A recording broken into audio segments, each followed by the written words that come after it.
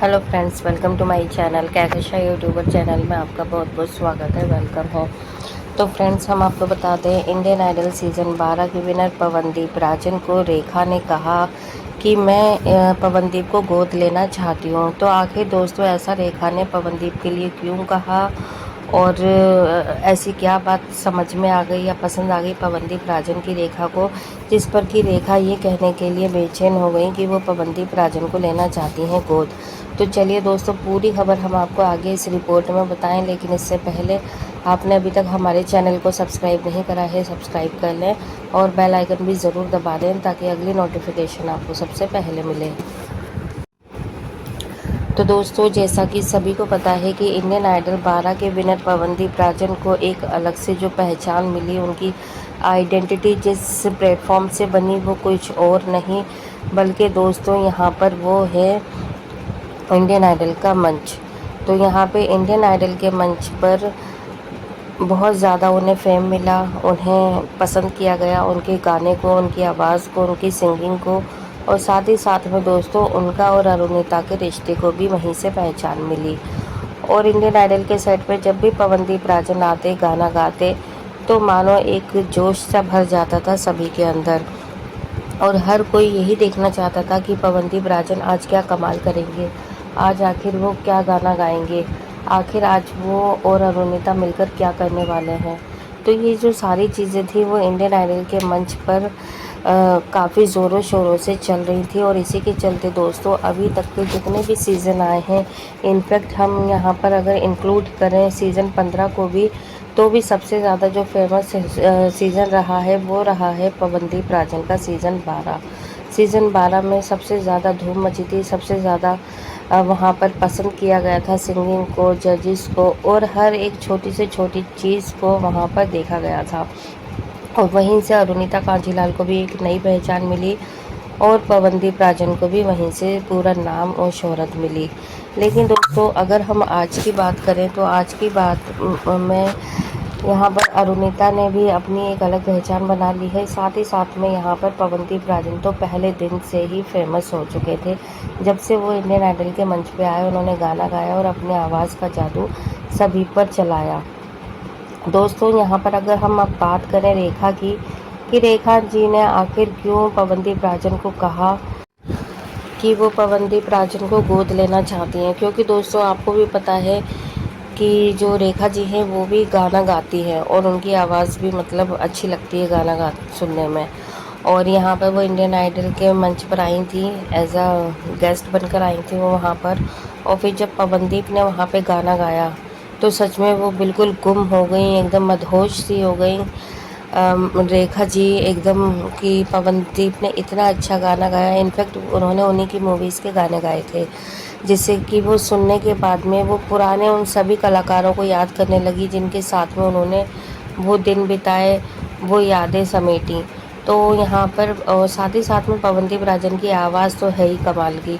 तो इसी के चलते दोस्तों यहाँ पर उन्होंने मंच पर खुद आकर पवनदीप राजन का किस करी उनके हाथ पर, साथ में उन्हें आशीर्वाद दिया, उन्हें दुआएं दी और ब्लेसिंग दी, और ये भी कहा कि अगर मेरा बस चलता तो मैं तुम्हें आज गोद लेती।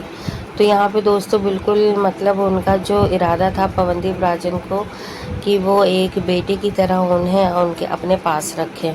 तो यहाँ पे देखिए दोस्तों, ऐसा नहीं कि सिर्फ रेखा जी ने ही ऐसी बात करी हो, इससे पहले भी जो भी आता था गेस्ट, चाहे धर्मेंद्र जी आए हों या फिर कोई और आया हो, तो सभी सेलिब्रिटी पवनदीप राजन को बिना ब्लेसिंग दिए हुए नहीं जाते थे। तो यहाँ पे जो पवनदीप राजन है वो बहुत ज़्यादा फेमस हो गए थे सेलिब्रिटी के भी बीच में, और जो भी बॉलीवुड से आता था या सिंगिंग इंडस्ट्री से, सभी के बीच में। तभी तो आज आप देखो दोस्तों, यहाँ पर पवनदीप राजन के पास में बिल्कुल भी काम की कमी नहीं है। चाहे उनका एक्सीडेंट हो गया हो, उनको रेस्ट पे गए हुए इतना टाइम हो गया हो, और लेकिन है ना, रोज़ आज भी वो रिहर्सल करते हुए नज़र आते हैं। साथ ही में दोस्तों वहाँ पर रिहर्सल के साथ साथ में ऐसा नहीं है कि सिर्फ उनकी रिहर्सल ही होती है, साथ में वो अपने वीडियो सॉन्ग की भी शूट कर रहे हैं, ऑडियो सॉन्ग का भी शूट कर रहे हैं वो, और साथ में जो उनके कॉन्सर्ट आने वाले हैं उसमें भी वो लगातार पार्टिसिपेट करते हुए नज़र आते हैं। तो यहाँ पे दोस्तों अगर हम बात करें कि उनका जो कॉन्सर्ट है वो कब आएगा और किसके साथ में आएगा, क्योंकि काफ़ी ज़्यादा बूमर हो रहे हैं सोशल मीडिया पर कि है ना पवनदीप राजन का जो कॉन्सर्ट है वो मानसी घोष के साथ में आने वाला है। और जबकि जो मानसी घोष हैं वो यहाँ पर इतना ज़्यादा क्लियर नहीं हो पा रही है, या फिर अभी तक ये ऑफिशियली अनाउंसमेंट नहीं हुआ है मानसी घोष का कि वो पवनदीप राजन के साथ में ही पहला कॉन्सर्ट करेंगी। तो यहाँ पे देखिए दोस्तों मानसी घोष के भी काफ़ी ज़्यादा फ़ैन हैं, काफ़ी ज़्यादा उन्हें पसंद किया जा रहा है। और अगर हम बात करें यहाँ पे कि मानसी घोष आखिर पवनदीप राजन के साथ में काम करेंगी या नहीं करेंगी, तो हम आपको ये बता दें कि मानसी घोष के पास तो दूसरा कोई ऑप्शन ही नहीं है। अभी तो उनकी स्टार्टिंग ही थी, अभी तो उन्होंने सीज़न 15 जीता ही था कि उनको इतना बड़ा मंच मिल गया। क्योंकि दोस्तों इससे पहले जो क्या कहते हैं कि अभी तक मानसी घोष का इतना बड़ा प्लेटफॉर्म नहीं मिला है। जैसे कि अगर उनको चॉकलेट पाई म्यूज़िक कंपनी के साथ में काम करने का अगर मौका मिला तो ये उनके लिए बहुत बड़ी अचीवमेंट होगी, बहुत बड़ी ब्लेसिंग होगी उनके ऊपर कि उन्हें इतना बड़ा कॉन्ट्रैक्ट दिया जा रहा है। और सोने पे सुहागा तो दोस्तों ये तब हो जाएगा जब अगर पवनदीप राजन के साथ में उनका कॉन्सर्ट आ जाएगा। तो दोस्तों यहाँ पर अब देखते ये हैं कि पवनदीप राजन कॉन्सर्ट वगैरह करेंगे अभी 2-3 महीने के बाद में, या फिर जैसे कि इंडियन आइडल 16 में उनको अप्रोच किया जा रहा है कि वो एज अ जज बनकर आएंगे।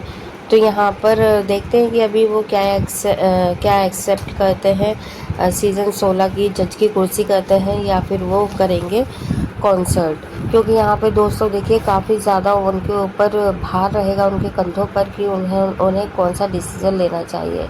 क्योंकि यहाँ पे जो उनके डिसीज़न हैं वही मैटर करेगा। एक तरफ तो देखिए दोस्तों जो चॉकलेट पाई ने पैसे लगाया हुआ है पवनदीप राजन के ऊपर, उन्होंने एडवांस बुकिंग कई सारी कर ली थी, 7-8 महीने की कर ली थी। और अगर हम बात करें 2-4 तो उनके वीडियो सॉन्ग आने वाले हैं, और उसी तरीके से उनके कम से कम 7 से 8 तो लाइव कॉन्सर्ट थे।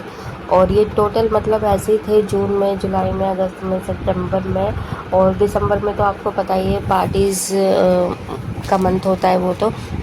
और वहाँ पे जैसे क्रिसमस इवेंट हो गया, न्यू ईयर सेलिब्रेशन हो गया, तो इस तरीके के इवेंट्स तो दिसंबर महीने के काफ़ी ज़्यादा हैं इवेंट, और एट अ टाइम पे और अलग से हो जाते हैं। तो यहाँ पे दोस्तों देखिए काफ़ी बड़ा नुकसान हो जाएगा अगर पवनदीप राजन, अगर हम बात करें नवंबर दिसंबर तक भी अगर एकदम परफेक्ट फाइन नहीं हुए। इसलिए डॉक्टरों ने उन्हें काफ़ी इंस्ट्रक्शन दे रखे हैं कि बिल्कुल भी जल्दबाजी ना करें, कभी जल्दबाजी के चक्कर में और ज़्यादा डिले ना हो जाए।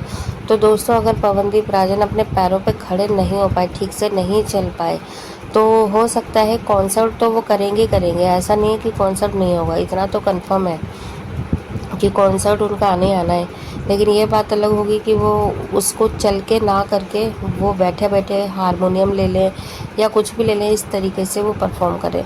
लेकिन दोस्तों देखिए फिर भी जब आप लाइव आते हैं तो आपको चलना भी होता है, थोड़ा आपको ऑडियंस से कनेक्टिविटी करनी होती है खड़े होकर।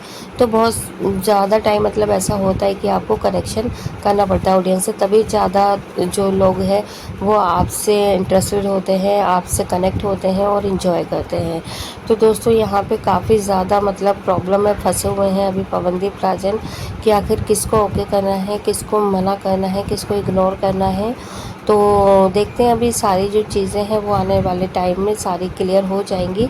लेकिन मैक्सिमम चांसेस दोस्तों अब अगर हम कहें तो सीज़न 16 से ज़्यादा हमको ऐसा लग रहा है कि पवनदीप राजन अपने कॉन्सर्ट पे ज़्यादा तवज्जो देंगे, क्योंकि उस पर पैसा लग चुका है। और अगर नहीं किया उन्होंने तो बहुत भारी नुकसान पवनदीप को तो होगा ही होगा, साथ ही साथ में जो चॉकलेट पाई कंपनी है उसको होगा। और हमें नहीं लगता कि पवनदीप किसी को भी लॉस में जाने देंगे, भले ही वो इंडियन आइडल 16 की कुर्सी छोड़ दें। तो यहाँ पे दोस्तों अगर आपको वीडियो अच्छी लगी है लाइक कर लेना, और अगर आपके मन में कोई भी सवाल है पवनदीप राजन से रिलेटेड तो आप हमें कमेंट बॉक्स में कमेंट करके पूछ सकते हैं। वीडियो अच्छी लगी है लाइक कर लीजिए, और अगर आप चाहते हैं और भी अपडेट आपको हमारे चैनल के थ्रू मिलती रहे तो चैनल को सब्सक्राइब करे बिना ना जाइएगा। मिलती है एक और नई अपडेट लेकर, तब तक ख्याल रखिएगा अपना, बाय बाय।